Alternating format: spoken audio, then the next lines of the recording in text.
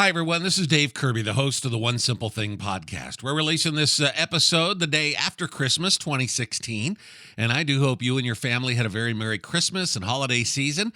We're counting down the top 10 episodes of this podcast over the last 12 months, and we're up to the number 5 episode of the year. It's from my guest, Kute Blackson. We talk about love and how important it is in our lives. This is the moment we all have. This is it. Every second of our lives depends on how we love and how we are loved. This is the number 6 episode of 2016. It's Kute Blackson on the One Simple Thing podcast. I think we all, at our core, want to know that we're having an impact on the world around us. We want to know that we're bringing love and hope to the table, whether it's in our family, our business, our community, or even the whole world. But many times we think about loving others when we haven't even learned to love ourselves. And that love that's inside is the starting point for a love we send outward to those around us. On today's show, Kute Blackson joins me again, and we'll be talking about loving fully. And he'll ask this question. At the end of our lives, everything boils down to this. Did you love fully, or did you spend your life holding back? That's coming up on today's One Simple Thing. It's time to build a better business by building a better you. This is One Simple Thing. Welcome back, you guys. Dave Kirby here with you once again as we get into another program. And I'm really excited to welcome Kute Blackson back on the show with me today as we talk once again based on his book, You Are the One. It released in June. It shows you how to unlock your potential and live a life you love. And that's, I think, key, right? Because a lot of us will seek for success, but when we get to where we think we want to go, it doesn't end up being as satisfying as where we really want to be, right? So it's picking the right destination so that when we get there, we're going to love where we are. That's what we've been talking about. That's what the book talks about. Check out the book. You can get your copy by clicking on the banner ad when you go to onesimplethingonline.com. You'll see it there on the right side of the page. Or you can go to the top of today's show notes for episode 569. Let's get into it. Kute, welcome back. Thanks for being here again on the One Simple Thing podcast.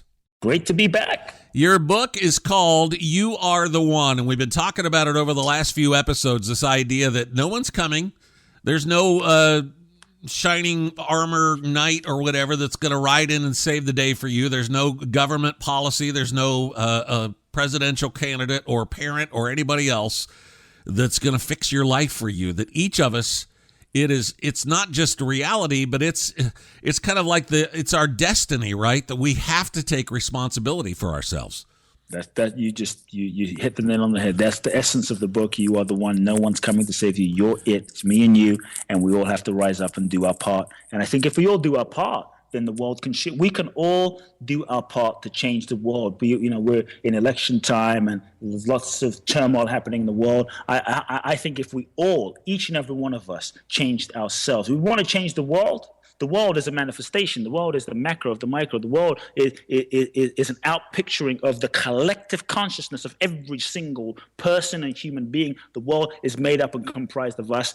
Is the total manifestation of all of our psyches. So if we don't like what we see in the world, what we can all do, rather than just trying to change the world, which is one thing, what we can all do is go inside and change ourselves. And so that what does that look like? It means we have to if we don't want terrorism in the world, we have to stop dropping bombs of self-hatred in our own consciousness. We have to stop dropping bombs of judgment in our own selves that constantly saying, I'm not enough, I'll never make it. We have to be willing to go inside and create an inner level of peace in our own consciousness. Because if we don't bring peace to ourselves, there's no way that there's going to be peace on earth. So that's the part we can do.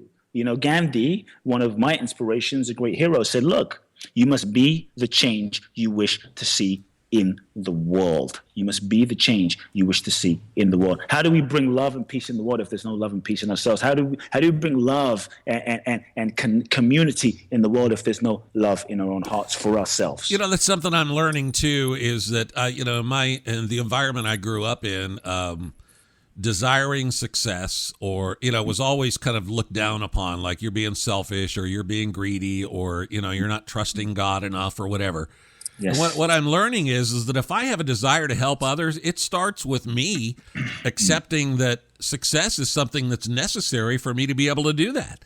Mm-hmm. And so it's this idea that, I'm not going to help the world by hating myself. I'm not going to help the less fortunate by loathing myself. It starts with accepting who I am, and then I can turn that love outward, but it's got to be turned inward first. Absolutely. I mean, that's the foundation. The world is a collective manifestation of all of us put together. The world is an out picture. What we see out there is the collective manifestation of all of our consciousness put together. So if we don't like it, it's just showing us who we are. So sometimes people say, well, it's you can't change the world. There's so many things. Oh my God, why even bother? Yeah, what we can do is change ourselves, is go inside and go, wow, how can I love myself? How can I bring more peace into my own in my own heart, my own inner domain? How can I bring peace to myself? How can I love myself more deeply? How can I bring more compassion to myself? And healing, as I said before in one of the episodes, healing is the application of love to the part of ourself that is hurting. So if there's war going on inside of me, and inside of you, and inside of another person, there can't be nothing but war outside. And I think when we love ourselves, we start realizing who and what we really are. And we start realizing, wow, I'm not just this physical body. I am so much more. I'm a soul. I'm a spirit. I'm a consciousness. And then I start realizing, well, you're a consciousness, Dave. And we're actually being lived by the same consciousness. And the person in Africa, the person in India, we're all actually interconnected, being lived and breathed by the same force of love, the same universal life force. There's a oneness that is functioning all of us. We're actually not separate. And I think when I start realizing who I am, I start realizing who you really are beyond the surface, the skin, the age, the personality, all that stuff. And then how can there not be more love and peace on the planet when I realize we're actually interconnected, interdependent. There's a oneness, there's a force, there's a light, there's a love that connects us all. There's a chapter in your book called Love Now. It's right at towards the end of the book. In fact, it might be the last chapter. Is that right? Yes, it is. It is. The very first line of that chapter struck me as really powerful. And it says, at the end of our lives, everything boils down to this. Did you love fully, or did you spend your life holding back? Yes. What a powerful question for each of us to ask ourselves. What does that mean to love fully? Yeah, to love fully just means it's that simple. It's just, did you love fully? Did you give fully? Did you express fully? Did you let those around you know that you're going to know that you love them? Because look, the people in 9/11, they had no idea they weren't going to come home that night. And maybe some were in good standing with their loved ones. Maybe some weren't in good standing with their loved ones, but they had no idea they weren't coming home that night to say, look, I'm sorry, or I really love you. People in the Southeast Asian tsunami, or in Japan, or in Haiti, or wherever, had no idea that they wouldn't see the loved ones that night to say, look, I apologize. So we never know when that moment's going to come. We never know. So we can wait for a special date to celebrate. We can wait for till we retire. But the bottom line is, this moment is all we have, Dave. This is it. This moment, every single second of our life is the moment. Like every moment of your life is the moment you've been waiting for. And every moment of your life is an opportunity to love. And I think it really, at the end of the day, it boils down to that. We're often told at the end of your life, on your deathbed, you won't ask yourself how much more did you work or how much money did you have in your bank account, but it really comes down to did you love? I learned one of these lessons when I was in India, and I spent time with one of my mentors. I met him when he was 80. He's about 94 years old now, maybe 95, former disciple of Gandhi, and he's been serving the underprivileged kids in the poorest state in India for about 60-some years now. Built a huge orphanage, couple of orphanages, 300 schools. There's the largest eye camp in the world. When I talk about non-stop love and service, the man is relentless, selfless, relentless and selfless. And I went and I spent a few weeks with him. I had these visions of being like a Mother Teresa kind of guy, and let me tell you, true service is not as romantic as it looks in the movies. And it was hard. I was with the poorest kids in the world, kids he took out of the trash heaps because they had no money, and kids that were literally thrown, wrapped in newspapers on his doorstep with no note, and he raised these kids and taught them the ways of peace and nonviolence. And so I spent time with him and these kids, and after about 2 weeks, honestly, I was done. I was about to give up. I thought, I can't do this anymore. This is too hard. Oh, this is so difficult. They don't respond. This is just tough. It's hot. It's smelly. It's dirty. I just have to get out of this place. And I told him I was going to go and meditate, because his orphanage is right near where the Buddha got enlightened, called the Mahabodhi Temple, where there's a statue of the Buddha and the Bodhi tree. And I said, I'm going to go meditate for a couple of weeks by the Bodhi tree. And he looked at me with eyes of compassion, and he said, it's beautiful that you go meditate. Go meditate by all means. But just know that in this simple orphanage right here are living Buddhas, living Christs. Just make sure that your heart doesn't turn to stone when you go meditate by the Buddha statue, because right in front of you right now are living Buddhas, living Christ, waiting to be loved, waiting to be served. And that's when I knew that real spiritual practice isn't just meditating in a temple or in the Himalayas. Real spiritual practice is worshiping the greatness inside of each person, loving the truth of each person, seeing each person's soul as a manifestation of the divine. Mother Teresa said, each person I pick up and I love and I hug who is sick, I see it. For her religion was Christianity. For her, it was, I see the Christ in them. Maybe it's I see the Buddha in them. For you, or whatever your religion might be, but to see the infinite, to see the truth of who someone is. And so I realized we don't have to go far and wide. We don't have to build schools. We don't have to do this big thing. Sometimes right in front of us, our friends, our families, our in-laws, the people that piss us off the most, the person in the grocery store, is just an opportunity and an invitation to love now. Not tomorrow, not next week, but now and now and now. And to me, that's why life itself is the greatest opportunity and the greatest spiritual practice and the greatest love training we have. Yeah, we carry grudges. We don't forgive. And at the end of our life, those are the things we're going to think about, right? Why didn't I just get over that? Look at all the years I wasted.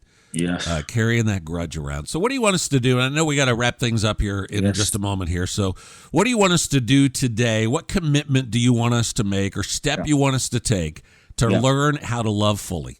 Realize two things. Number one, sit with death and realize that you and I are going to die. Feel your death, face your death, look your death in the face, and let that inspire you to realize that we don't have any time. You don't have another week or month to say, well, I'll just, I'll hold the grudge for another week or month, or next year I'm going to forgive. No, when you forgive, you set yourself free. So I'd have you look at, who are you holding grudges to? Who have you not forgiven? Who do you need to communicate to? Who do you need to express apologies to? Who do you need to express love to? And go do it right now. Once you listen to this podcast interview, don't wait for next week, next month, next new year. Every second, you have the opportunity to have a new moment, not a new year, not a new week, but a new moment. Then your life becomes fresh and alive. So go have a communication with someone. Actually go do it, really do it, and see what happens. And realize that when you communicate, you don't just communicate for a response. You communicate to set yourself free. You communicate for yourself. And in the act of communicating and expressing your truth and who you are, that is the gift. You being yourself and expressing love is the greatest gift you can give anything and anyone and give the world. Kute, what's a beautiful advice. I am so inspired talking to you. I really encourage folks to pick up the book. We'll tell them how in just a second. But again, thank you for being with me. I would love to have you back on the show at some later point. But good luck on the book. I know it just released, and we'll do our part to get some folks to pick up a copy ourselves. But thanks for being here. Awesome. Great to be here, my friend. Thank you so much. Have you ever thought of yourself as a gift?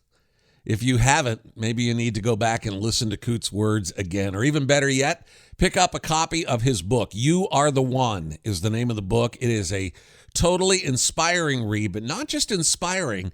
It's going to lead you along a journey towards the life you love. So make sure you check it out. The book, again, is called You Are the One. It's available by clicking on the banner ad at onesimplething.online.com, or again, it's at the top of the show notes for today's episode 569. And again, you'll find those show notes at onesimplething.online.com. Would love to hear what you think. What do you think about what Kute has been talking about? If you want to drop me an email, you're welcome to do that. My email address is dave@onesimplething.online.com. That's with the number 1, Dave at onesimplething.online.com. I also have a text line if you'd like to text me. It comes right to my cell phone. It's area code 615-436-2626. Again, 615-436-2626. Would love to talk to you. Have a great day, everybody. Thank you for listening. We'll have more with Kute Blackson on the next episode of the One Simple Thing podcast. Hope to join you then.